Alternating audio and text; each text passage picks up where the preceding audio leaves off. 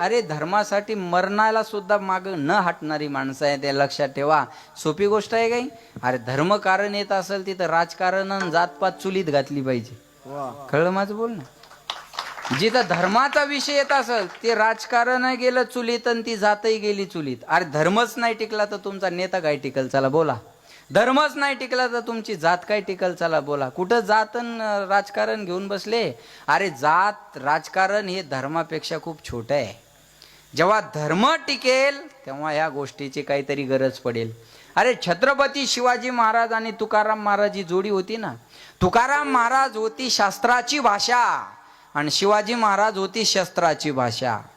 तुकाराम महाराजांना सांगितलं, राजे आमच्याकडून नीट नाही झालेले तुमच्याकडे येतील, तुम्ही त्यांना दुरुस्त करा. कळलं माझं बोलणं. लक्षात ठेवा, शास्त्र आणि शस्त्र याच्याने देश चालत असतो महाराज. हा टाळ नुसता वाजवताच नाही आला पाहिजे, या टाळानं कधी कधी वाजवता बी आलं पाहिजे. बरोबर आहे ना. हा झेंडा नुसता घेऊन चालता नाही आला पाहिजे, कधी कधी उलटा बी करता आला पाहिजे. भगवान श्रीकृष्णाजवळ नुसती बासरीच नाही हो, सुदर्शन बी आहे. भक्त आला तर बासरी वाजून खुश करण, आणि राक्षस आला तर त्याच्यासाठी त्रिशूळ माझ्याकडे सुदर्शन आहे.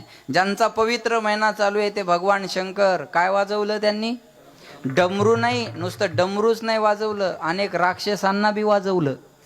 कळलं माझं बोलणं. भक्त आला तर डमरू, राक्षस आला तर त्रिशूळ माझ्याकडे, विसरू नका. जास्त चांगुलपणा बी माणसाचा घात करणारा असतो बरं का.